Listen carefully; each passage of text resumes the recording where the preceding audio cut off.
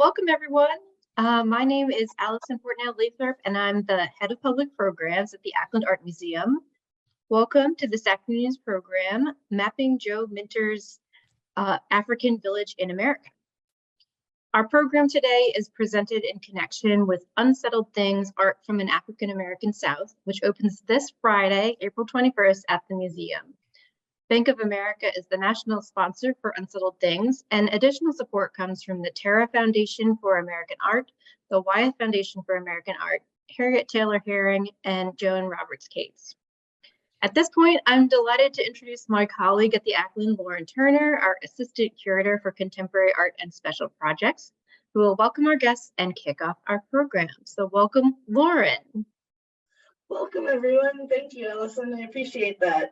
As Allison just mentioned, I'm Lauren Turner, and I am happy to be able to introduce the participants in this visual conversation about mapping artist Joe Minter's immersive environment, the African Village in America.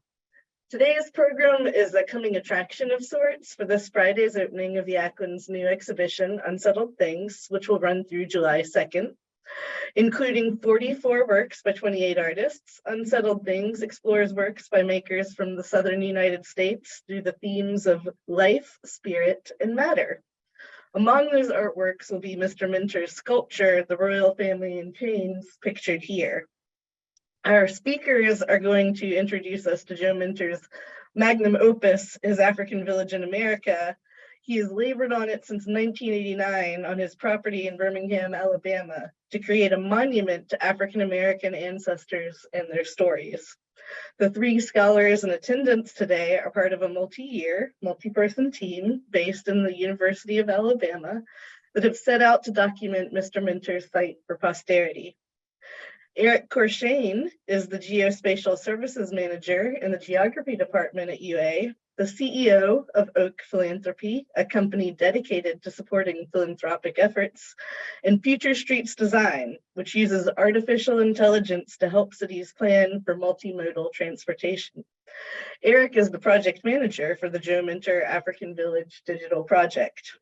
Rachel Stevens is an associate professor of art history at the University of Alabama, whose second monograph, Hidden in Plain Sight, Concealing Enslavement in American Visual Culture, is due out in September from the University of Arkansas Press. With the Joe Minter Project at UA, she helped organize and manage the content production and internship program. Emily Bibb is the curator and collections manager of the Paul R. Jones Collection of American Art at the University of Alabama, a collection focused on 20th and 21st century African American art. She is also the digital archivist for the Birmingham Black Radio Museum. So we have some really wonderful, very accomplished speakers here with us today. And what we're going to do is we're going to have each of them sort of give us a brief overview of their role in the project. And then we'll open up the conversation to just sort of see where it takes us and learn a lot more about their great efforts in making sure that this site is documented for generations to come. So Eric, if you don't mind taking us away. Happy to. Hi, everybody. Really happy to be here. So as was mentioned, I was essentially assigned as the point person for this project back when it started. We had our first conversation with Souls Grown Deep, which is the nonprofit organization that really spearheaded this effort. They're the ones who reached out. They've been supporting artists in this area for many, many years. And they reached out to the geography department at the University of Alabama, specifically because they wanted to try and create a digital version, a digital rendering, if you will, of Joe Minter's property. His property is substantial, and there are many, many works of art of his on that property. They're primarily created with found materials, recycled materials, Joe is getting older, and the property, it's a property in Birmingham, Alabama.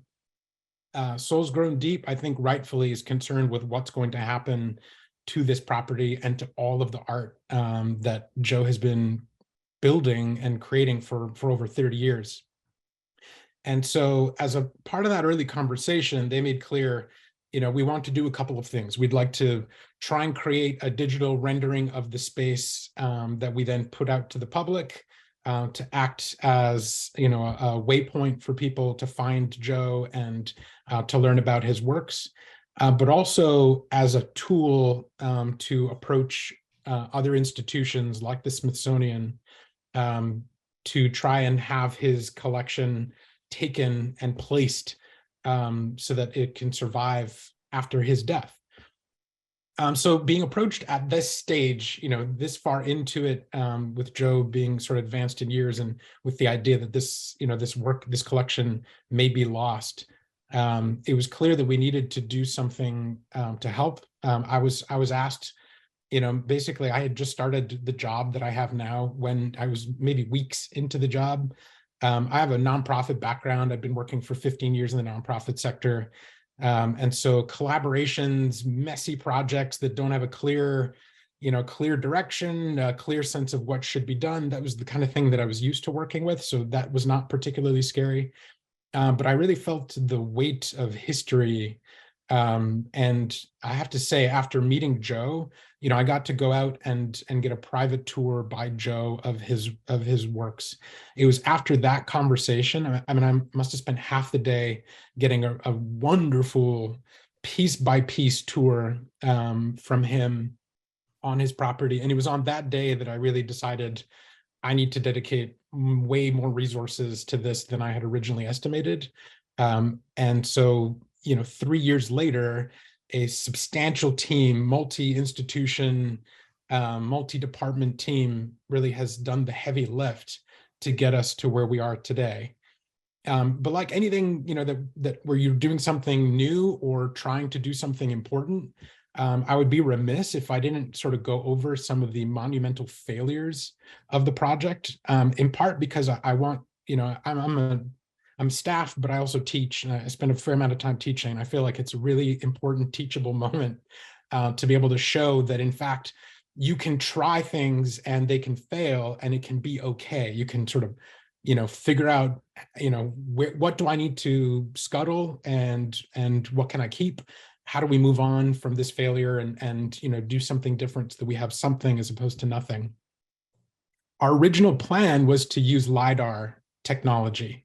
And without getting too into the weeds on what exactly that means, for those who don't know, LiDAR is essentially being able to take pictures that create three-dimensional renderings.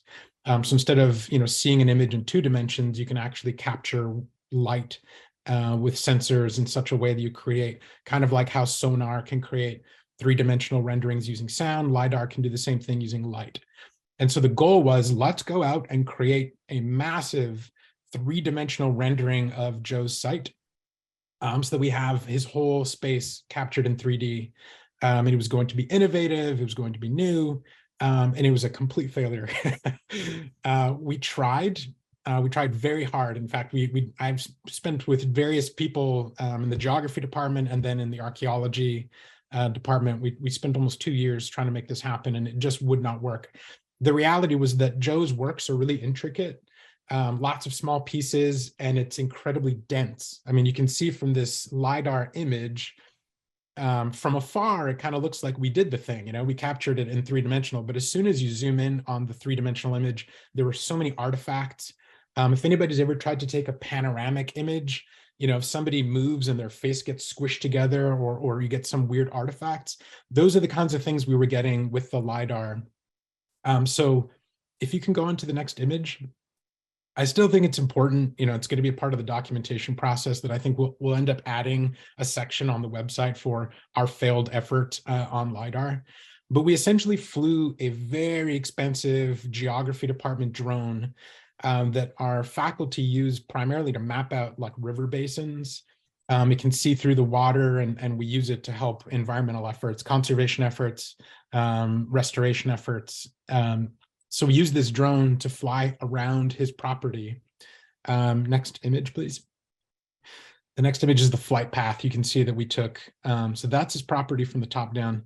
We flew the LiDAR camera around, captured the images, but there was just too much. And the LiDAR that we had anyway couldn't handle it.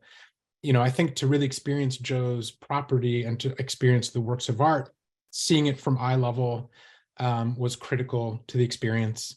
We couldn't get quite in some of those spaces. And the images were not perfect. It was like weird digital versions of his art that didn't really pass the test for us in terms of what we wanted to put out. We then worked with the archaeology department to try and capture at least some of his works in 3 dimensions.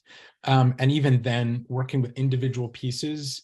For anybody who's done LiDAR work, that like a studio with white background screens and a movable camera is really the ideal setting for this kind of thing. On his property, we just did not have the ideal conditions. And so, it was a ways into the project, but we realized this was not going to work, and we didn't want to put something up that wasn't right. And so we pivoted. We decided, okay, we've sunk into this, but the reality is we have to turn the page and we have to try something else. And so we decided to move on to, in terms of the like visual tour, we decided to move on to something that was much more akin to Google Street View, where we were able to capture, a 3-dimensional bubble image, a series of images, and create effectively like a Google Street View walking tour of the space. That asset now lives on the website with all of the other amazing assets that we've collected, that the team has collected. And that's the closest that we were able to get to what we had originally set out to do. It's not perfect, but it is an introduction to his space that did not exist before, and that I'm really proud of, in part because Joe is happy with it. And that ultimately was the real litmus test for me, is Joe happy with this work? Can you go to the next image? I can no longer remember which one it is, but so we took, in addition to the LiDAR, we took these incredibly high resolution, like this is a rendering or a JPEG, if you will, of the high resolution image. But the actual high resolution image, you can zoom down into like millimeter scale. You can go down and see things in detail at the millimeter scale. But it really only told a not particularly interesting story because it was a top-down image. Because of the drone, we were unable to get into the spaces. And when you take the walking tour, and I hope all of you here go to the website at some point and at least take the tour yourselves, you'll see what I mean. Like, some of the spaces are really dense. Even walking as a human being, it can be challenging to navigate some of the sort of narrow corridors between works. Flying a, tens of thousands dollar drone through those spaces was just a non-starter for the team. So we have these assets and they're there, they exist. But, one of the things that I realized early, especially after getting that walking tour personally with Joe, was that we needed to capture him just as much as we needed to capture his art. I mean, his art is really, from my perspective, a vehicle to him and his worldview. And for those who don't know, the interviews are on the website. And so I'll encourage you again to go there to really get an in-depth version. But I'm Canadian. I'm not from this part of the world. I was born in the 80s. I was born after a lot of what happened here, and a lot of what he's talking about happened. I didn't live it. It was not my experience, but I've had a lot of experience working with various communities around this country and in Canada. And I knew that after seeing everything that he had been through, Joe has lived an incredible life, and he has been through a lot, and he has seen a lot. The fact that his main message that this space and he as a person continues to share is one of love and hope, that despite the fact that he was drafted to Vietnam and was forced to fight against his will, and he lived through, the civil rights movement in Birmingham, and has experienced hate and intolerance and really unimaginable things for me. The fact that on the back end of all of that, he's trying to express love and caring, and hope. It hit home for me that, if he can feel love and hope after everything that he's lived through, then certainly I can. And if I can be a participant in the process of helping him share that message, that it was really a gift to me to be able to participate in that. I would love to say more, but I'm gonna I'm gonna stop. The last thing I will say though about the property, you can kind of see in this image on one side in particular, his property is surrounded on two sides by one of the largest slave. I mean, there are many people in the cemetery. It's a huge cemetery, but it's one of the largest cemeteries in the U.S. where slaves and former slaves are buried. And his property, to a great extent, is a conversation with that space. It's one of the special things about where he is situated, that he is right, literally a chain link fence away from that space. And as you go through the walking tour, you will get about halfway through, you'll get to the edge of the property that abuts against that cemetery, and you'll be able to see some of the pieces that he's created that are in direct conversation with it. And as he talks about the space, you'll see how he is engaged in a conversation with that space, and really feels like he's acting as a representative for many of the people that lost their lives and are buried there. Thank you so much, Eric.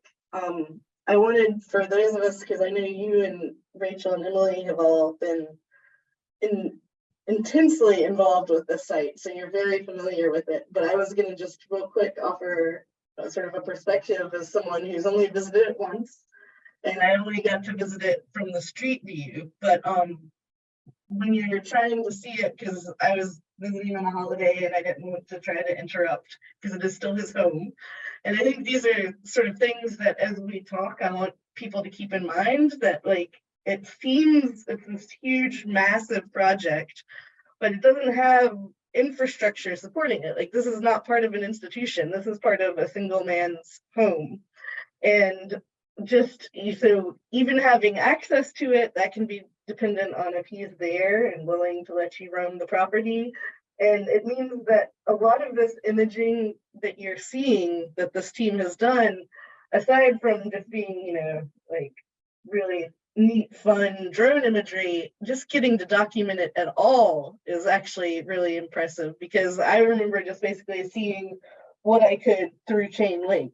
And I think that aspect of it as a private home kind of may also drive some of the conversation of what some of Rachel and Emily were trying to do in terms of cataloging the objects. But I will pass it over to whichever of you wants to go next.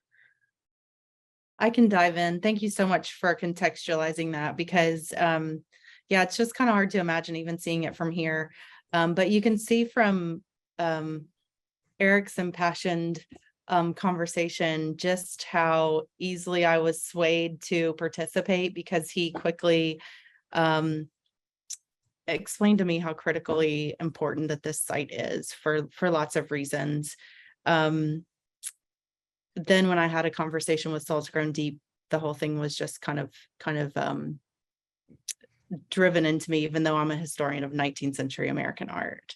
The whole site you can see here is a large scale work of art, and it being where it is a critical component of that.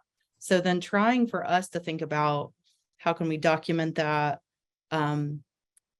how can we preserve it in situ as best we can, or at least to give the impression of that. Those were some of the big questions we were trying to work through. How does one piece constitute the whole? How can it be in conversation with things around it? How do you catalog something like that that's really one giant piece instead of a series of individual works?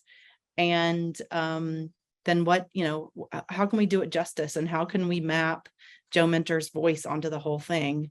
And how should we think about it? It was critical to get his voice in there and to really foreground that. And so I think that's why Eric mentions the videos. That's why the videos are on the website. We did interviewing with him and videoed that.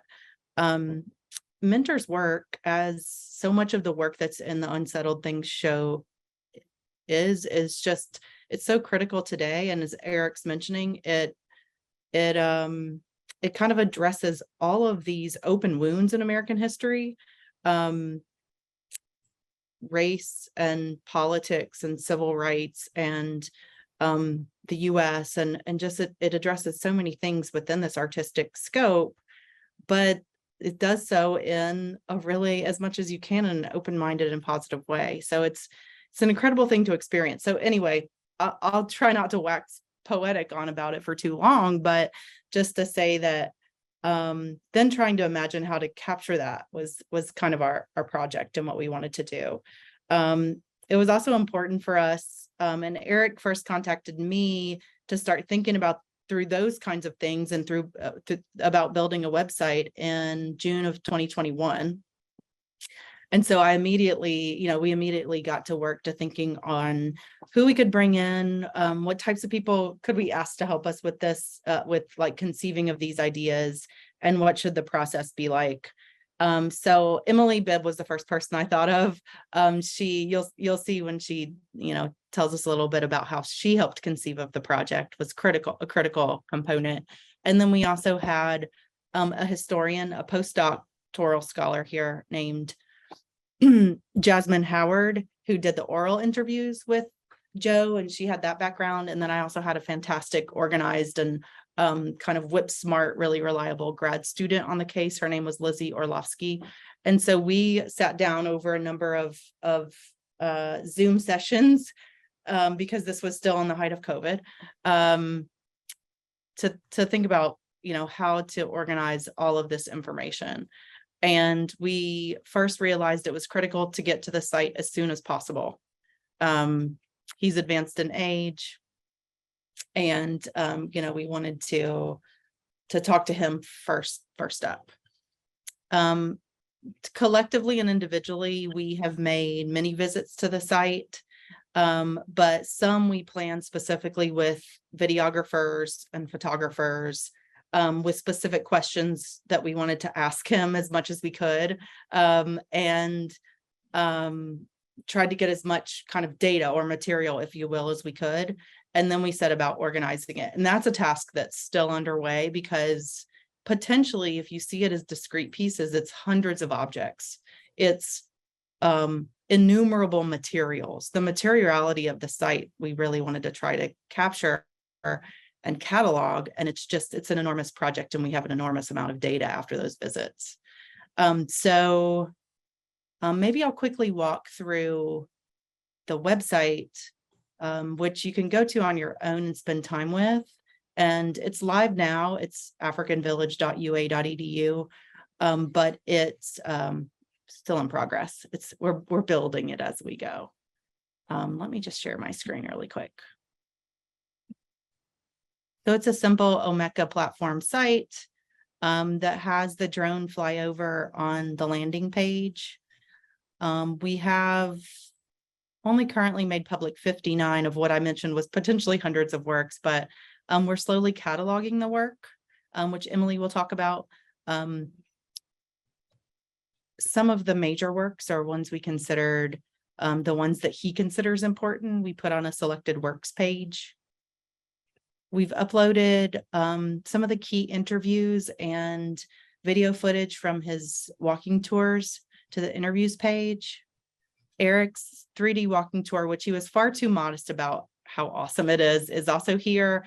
I'm not going to click on it for fear of making our Zoom crash, but independently on your separate Wi-Fi access, please visit the 3D tour. We've also got a bibliography of information about Mr. Minter and a brief biography of him as well on the site. I'm going to stop sharing that, but I encourage you all to look more into it. One last thing I'll mention is that we had the help of 5 interns on the project last summer. So I wrote a grant that was for partnerships between UA and HBCU students. So we were able to bring in 5 interns for the summer who did so much of the basic cataloging of the work and so much of the legwork involved in a massive digital humanities project like this. And if you don't mind sharing this, oh, she's on top of it. I have a photo of them and I'll just tell you who they are as well. We've got Cameron Brooks there on the right from UA, Genesis Leonard from Alabama State, Lauren Davis from Shelton State Community College, April Lacey from Fisk University in Nashville, and Kadir Wellington also from Fisk University. So they did much of the cataloging work on the site as well. I also want to make time for questions, so I want to turn it over to Emily or whoever's next. And thank you all so much for listening. Good afternoon, everyone. This is Emily Bibb coming to you live from Jones Collection Storage. I'm going to talk to you a bit about the cataloging end of things, which is a huge part of the project, just to, as Rachel said, organize the immense amount of data that we were able to collect on our site visits to the African Village in America. So that front end of the website that you're seeing, like Rachel said, is an Omeka website. And so for that technical aspect, we decided to use that platform pretty early on, in part because I was already familiar with it from my work with Birmingham Black Radio Museum, and also in part because it's supported here on campus by Alabama Digital Humanities Center in our main library, so that I'm not the sole technical person responsible for it, which would be a lot, but that also gives it some institutional longevity. If I should leave the university tomorrow or whatever, it will continue to be supported, which we thought was obviously a very important aspect of this project, that it was long-term. For sort of the other non-technical side of cataloging, I really tried to assess what we needed to make these works accessible in that online format, which is very different from seeing and experiencing the artwork in person.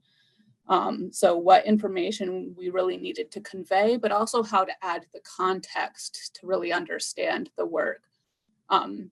Because they're incredible works of art on the surface, but there's also these incredible stories behind the individual works that are dealing with natural disasters, historic moments, and really just, meta concepts, what Joe's thinking about. So, there's concepts like, nuclear disarmament and world peace and ancestors and sports and local history, all woven through the African Village in America, which obviously is a lot of disparate entry points that you have to take into account when you're cataloging, so that people can view the work and say, okay, well, this is about specifically, for instance, a topic that he returns to repeatedly was the 1963 bombing of the 16th Street Baptist Church in Birmingham.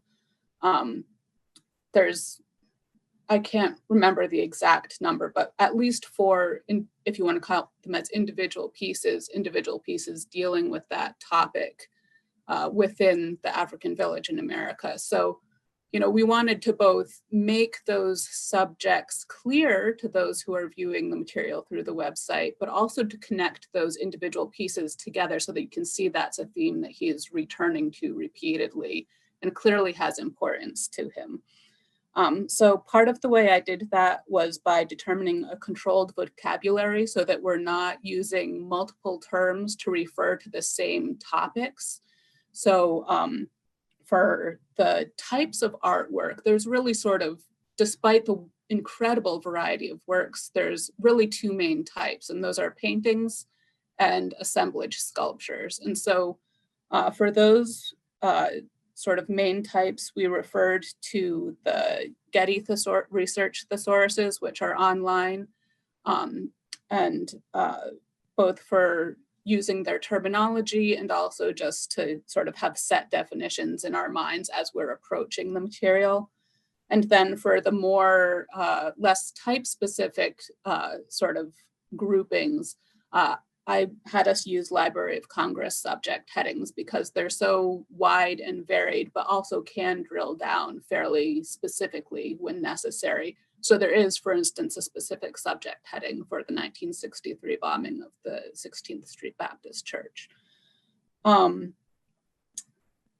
So those are all sort of a little bit formal and kind of clunky, but one of the advantages of Omeka is that it also has a built-in tagging functionality that you can use to be a little bit more informal, to link things together by subject matter, by materials they're created of.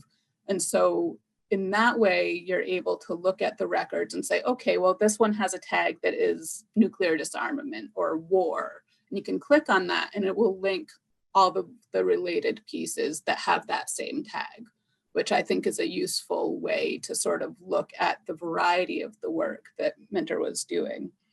And then, you know, as Rachel and Eric were both saying, for me, an integral part of all of that was doing the site visits, to have the background from Joe Minter himself telling us what the pieces were about, and also just to really say, okay, these pieces are definitely related. So you'll see there's works that are grouped together. So there's an entire area that he calls the disaster area, which you know, commemorates various natural disasters and also man-made disasters. And so by being able to link those things together, again, you're able to provide another accessibility point in thinking about the artwork. So hopefully we've been able to share some aspects of a site visit, even though, of course, I'm slightly biased and nothing can actually replace a site visit, as Lauren was saying earlier. But that will give you a beginning point. Thank you so much, Emily. And I just have to say, from sort of the curatorial perspective of things, digital photography has made a lot of us curators lazy in the way of the power of just describing art objects and our cataloging. So when I went through the site and saw all of the descriptions that you and the students have come up with, like, my hat was off to you, because that's one of the parts that I hate most when I'm going through the collection, is just writing down all of the details. And you can see, when you see how packed the site is, how important it is to try to have any sort of understanding of, if these works have to be divided up and go to different homes, what is considered part of that work? Like, where are those demarcation lines? So I think it's also a hugely useful format for future discussions of what happens with this site. And I know for Birmingham, at least, that there are some very real pains around artist environments, because one of the other artists who we feature in Unsettled Things is Lonnie Holley, who had his own yard show that was basically bulldozed by the city to make way for the airport, if I'm recalling correctly. It was an eminent domain issue. So aside from just Joe Minter's longevity, there's just always concerns of, how does one preserve a yard show past it being, you know, within the artist's ownership? So I really saw this whole project as a labor of love for being able to show the original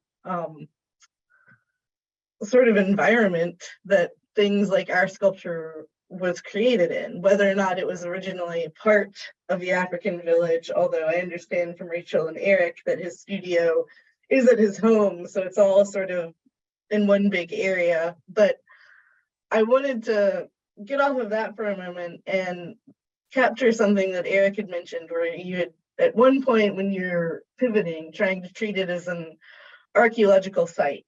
And the convenience of many archaeological sites are that there is no living person involved. Like, you're not trying to work around someone's life. And I think this may also answer a question that may be in a lot of people's head of, if we think the artist's voice is important, why isn't Joe on here? So I was wondering if y'all could talk some about the experience of working with someone who's using that site as a still active studio, as his home, with his own, you know, demands on his time and his own habits, and how that worked around the project parameters.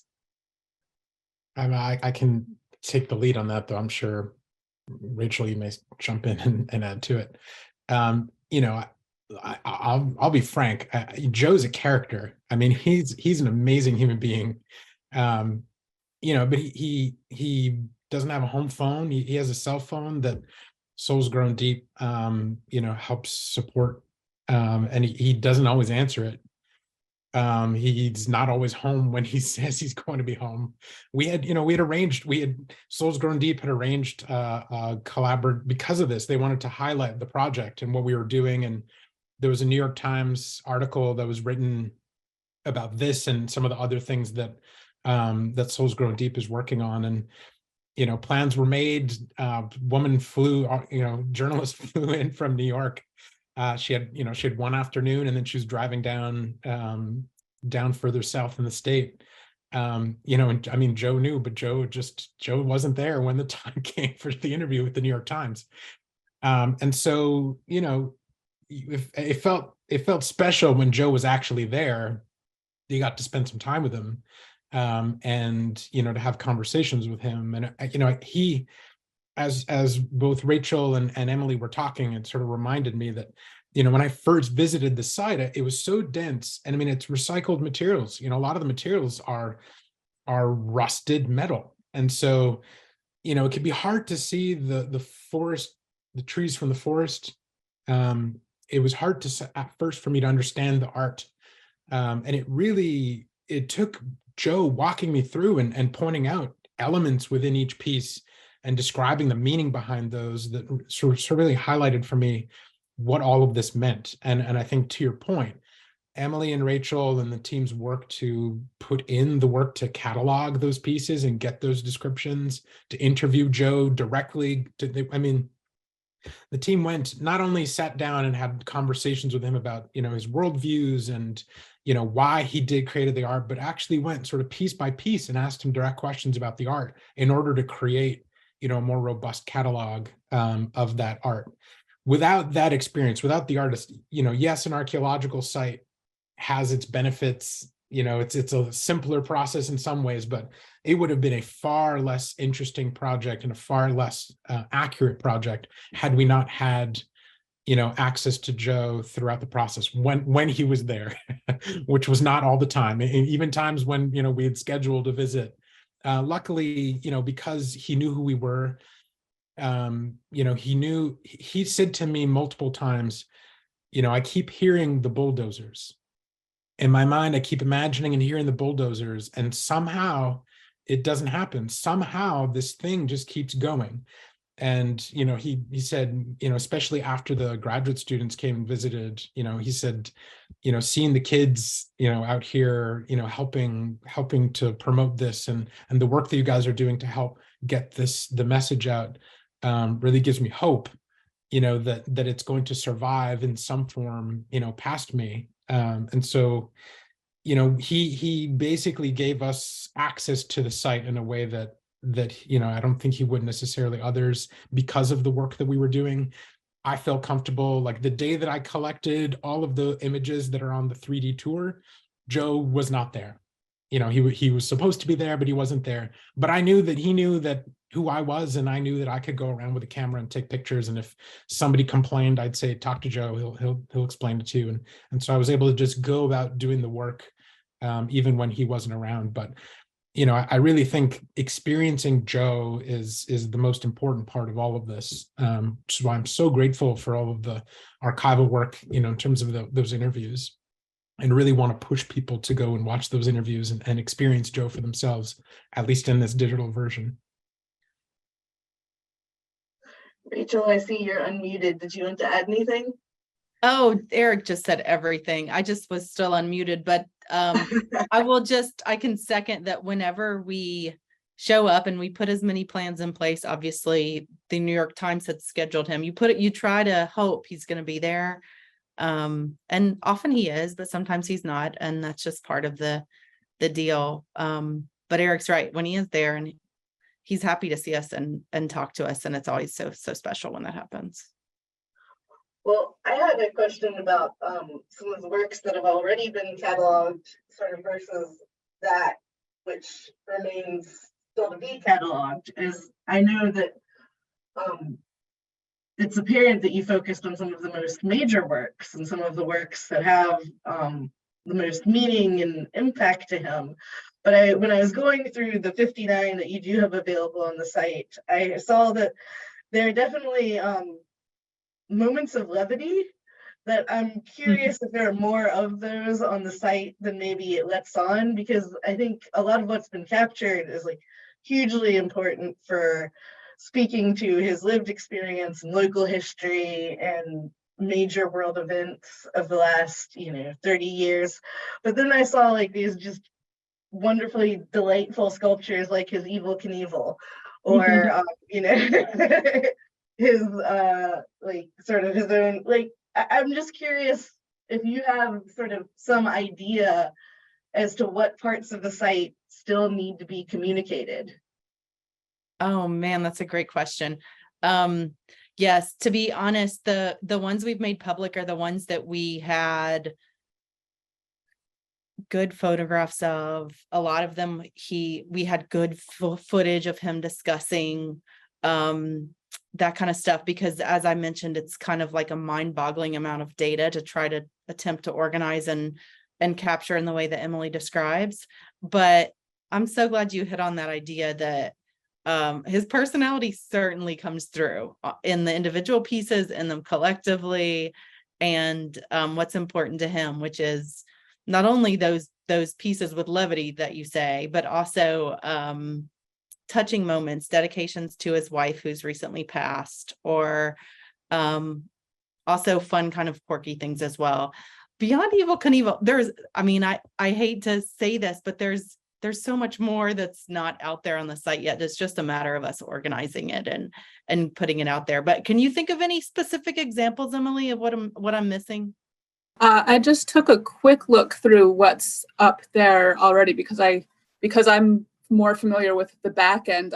Sort of, they don't always had to make sure which list I'm referring to. So there's definitely a few others that are, I think, lighter, that I didn't quickly see in the list of ones that are publicly available. So, but there is, one of the incredible things about being at the site is you go from, there's one that's, the site not much bigger than a shoebox that I think is on there that's called, Blue Tick Hound, which is, a very small piece that's just sort of on the side of a walkway.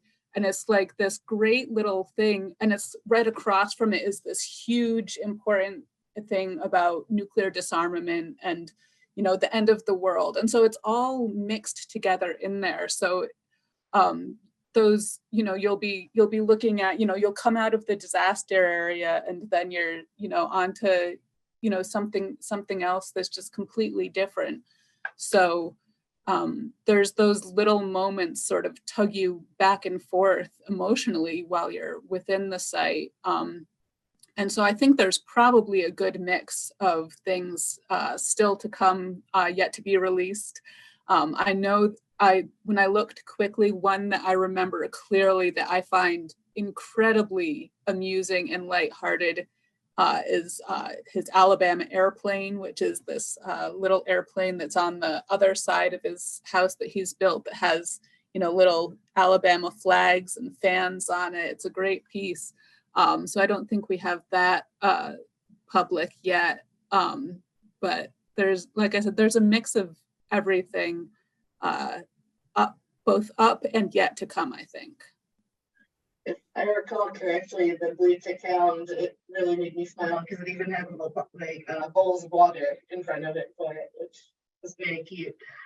And just on the things to come, there's at least twice as many of the ones that are there. We have at least that again that are, I would say, somewhere between 70 and 80% done. And we will be publishing those, as we're able to.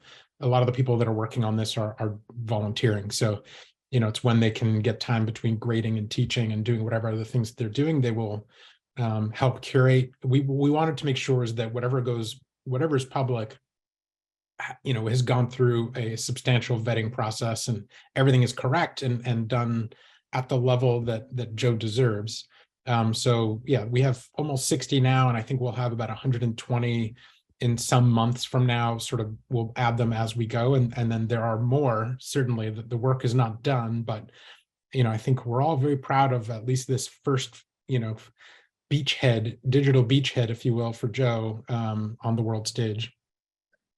Well, I know the thing that has weighed heavily on my mind has been sort of, in a perfect world with unlimited time and resources, what do you think Joe's preference for the fate of this site would be?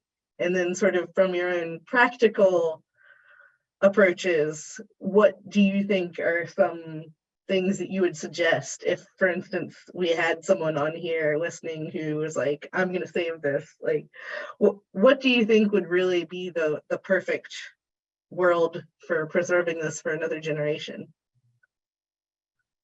You know, we've seen with other sites like this, the nature of the materials that are used, the nature of the environment, it is not a permanent space. It can't be permanent. I mean, even if we invested millions of dollars, you know, we could build a dome maybe over it and then, you know, seal everything, you know, spray everything with special, you know, chemicals so that nothing degraded from here on out. But that's just not realistic. And I think Joe understands that. You know, he certainly does not, he made clear that he didn't want the collection to be broken up while he was still alive. And that's not been the conversation. The conversation has really been about doing what we can to preserve the space as close to as it is now as possible. Creating a sort of digital twin, you know, is the part that we are participating in. I think, I don't know, I can't speak, you know, for Joe on this exactly, but my impression is that, you know, he wants it to stay as it is as long as possible. I think realistically, you know, the collection is going to need to be broken up and pieces will need to be placed in a number of institutions around the country and around the world if possible. And I think in that way, the site will actually end up having, you know, another life and possibly significantly more impact than it can have as a single site now in Birmingham. I think spreading those works out and having them be parts of collections like, you know, like the exhibit that you currently have now in Chapel Hill is going to help, you know, help spread his message. And I hope that wherever his works go, it's not just here's a piece about, you know, MLK in prison or the slave ship, but also that with it comes this breath of hope and love that was so inspiring to me, you know, actually participating with Joe in his space. The message is not just, hey, let's all take a hard look at what happened.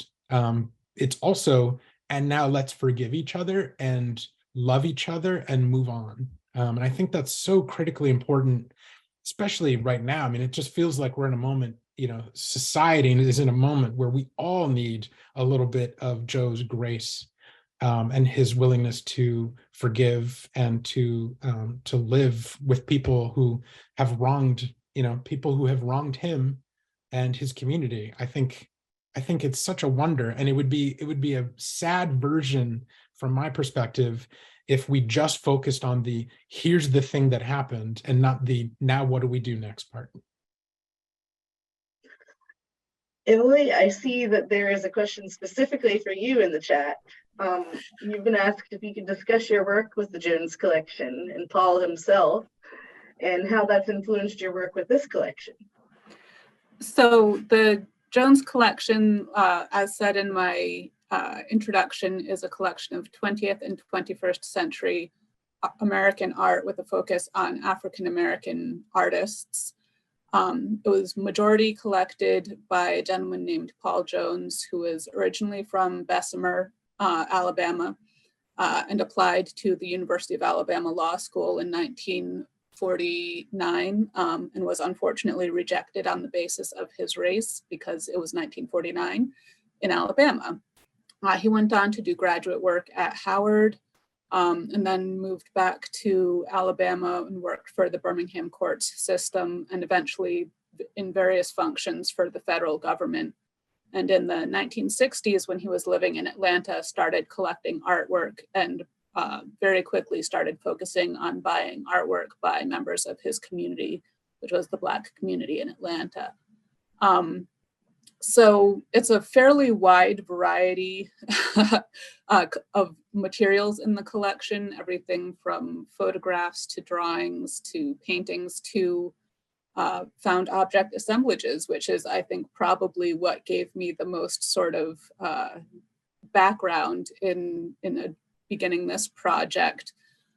Some of the cataloging stuff, you know, anytime you're cataloging, you're going to want some of the fairly basic information, you know, title, creator, date of creation, materials used, techniques used, you know, those sort of basic things that you're going to see on a museum label or in a catalog that's published. But one thing that working with a collection of predominantly work by African-American artists has really sort of foregrounded for me is the voice and the experience of the artist themselves. And so that's part of the reason that we've really tried to foreground Joe's description of the artworks in the descriptions that you'll see on the website. So you'll have, you know, a fairly basic sort of art historical type description. You know, this is a sculpture that represents this, and these are the materials present. But where we have a description by Joe from when we were on site and interviewing him specifically about the artworks, where we have even a few words of him saying, oh yeah, this is about, as you say, Evel Knievel. I thought he was cool for whatever reasons. If we have that verbiage from him, being able to put that in and spotlight that is, I think, incredibly important for this project. And also with regards to the titles of the work. So, I mean, many of the things you'll see as you go through the website, they have very sort of descriptive titles, assemblage with this, assemblage with that, because we don't know at this point the title that Joe has given them, or we may have conflicting titles for things. But some things have fairly definite titles that he's given them. And so for those, we really want to make sure that we preserve that title that he's given it, as well as any context that he's given us within the description. I was actually intrigued when looking at the cataloging and interviews, and one of the things that you've definitely focused on in the website and seems hugely important to Joe is his relationship with his late wife, Hilda, and what an influence she was in his life. And I was trying to figure out, based on what y'all said with the timeline, were you able to have any conversations with her? Because I kind of wondered, like, to what degree, other than being his, I think he describes her as his helpmeet and, you know, his matriarch, but like, did she have a role in the art making other than just putting up with it being on her property? Or like, she seems like such a key force when he's talking about his own life. I didn't know if you were able to capture any of her own voice, or if that sort of happened after her passing. I got to meet Hilda, and you know, Hilda had advanced dementia by the time we started this project, and she sadly passed away partway through the process when we were, I guess, about halfway through our 3-year tenure there. You know, I know she had a huge influence on him and the art. My understanding is that she suffered him and his constant art creation with quite a bit of grace herself. She was obviously a light for him and a rock for him. He, you know, he was her caretaker at the end. You know,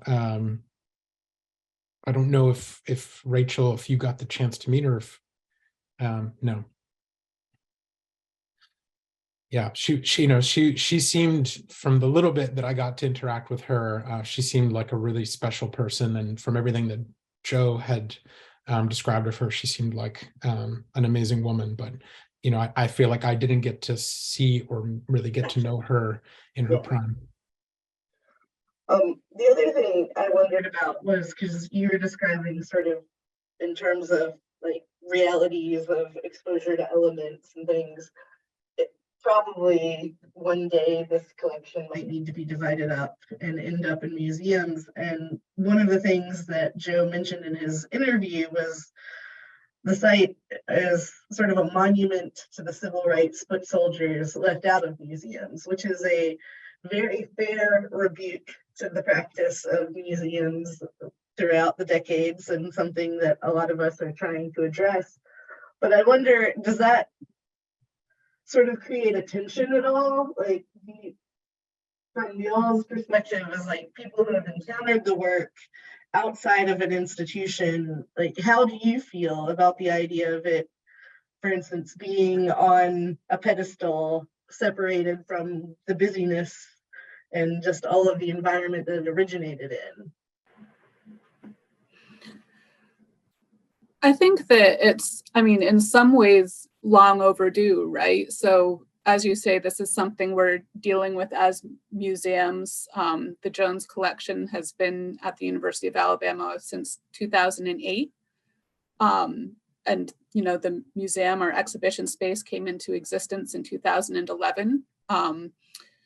So, you know, that's something that, you know, by our entire presence is dealing with. And I think that, you know, with Joe's work in specific, you know, you do have to take that extra effort to bring the context in with it. You know, with so much artwork, and especially artwork that sometimes is classified as ethnographic objects, there's so much context around that is removed when you take those works of art out of their home environment. And so I think that I don't think that there's a potential for loss there. Let's put it that way. There's a potential to lose that context, which I think as those pieces move into museum collections, it will have to be very carefully done. But I think that will enrich any museum that becomes a permanent home to Joe's work and provides so much more context and background to the artwork already in those collections, because every time you create an exhibition, as you guys are doing here, all of those pieces are in conversation with each other. And Joe has such a powerful voice to add to that conversation that, like I said, I think it's only overdue. Well, as someone looking for the context, thank you so much for all of your efforts in gathering it. I know that we'll never be able to fully give an idea of it, but it was just knowing that we had some of these resources to rely on in our own presentation was hugely just gratifying, because it felt less like we were speaking for him and more that his voice had a chance to hopefully come through. I guess, barring any other questions, I was just going to end on what were some of, you know, each of you might have different answers, but what was sort of your biggest surprise or takeaway from your work on this project? The unexpected that you didn't anticipate at all? I can quickly chime in and just say, I guess I've never worked this closely or thought this much about the work of any living artist, which is maybe crazy, but just I tend to work in the past. And the first time I met him, I guess just hearing him walk through, and he was walking through for us, you know, sort of his process and the meanings, and he just sort of goes when you go and see him in terms of what he wants to talk about his site. But I don't know, just like the critical nature, and we've said it again and again, but the critical nature of capturing that somehow, but also the sort of unknowns of visiting him. Am I going to get to see him today? I've just scheduled all these people to come here. Will he be here? I don't know. It's just I don't know, an experience. Thank you. I would probably second some of that in that you know, even though I do tend to work with art by more living artists than Rachel does, since it's my collection is more contemporary work, you know, it's still often at a remove. You know, often the main interaction I'll have with an artist is, you know, shooting them an email and saying, hey, can I use an image of your piece for publicity, or, you know, things like that. So it was really great to have that first person contextualization of the material instead of sort of trying to hunt through 18 old interviews and papers and reviews and etc., trying to parse through somebody else's language, what the artist really meant by this, that, or the other thing. It was great to just have Mr. Minter there in front of us and say, okay, no, this is exactly what I meant by this here, and this is what I meant over here, and this is how those two things relate together, and this is how it relates to my life. He's a fabulous storyteller. Thank you. Yeah, there's so much. Yeah, but I think, you know, Joe and I have had such different experiences in our lives. I mean, shockingly different experiences. And to be able to spend time with him and to still somehow meet and overlap and share, to feel like I had so much in common with him, despite the fact that we had shared so little of our life experiences, that surprised me right away. And then, you know, as I learned more about him and his life and seeing his works, his resilience, you know, I thought was just this beacon. I mean, if he can go through what he's gone through and keep pushing, and to do what he's done, I found that, you know, both surprising and humbling. Thank you again. And I think that's a great place to end on, unless there are any other questions, but I appreciate y'all taking your time and expertise to talk with us today. This is a great project. I'm a big fan of it. I can't wait to see the next chapters of it, knowing that you all have very busy lives and I may need to be patient, but I'm so happy that we were able to have you talk about it and share more. So thank you again. Thank you. Thanks for having us. Yeah, thank you so much. And for everyone who listened in, thank you very much. And the show will be opening this Friday at the Ackland, Unsettled Things, Art from an African American South. It will be up through July 2nd, so please feel free to come by the Ackland. We are always free and open to all. Thank you.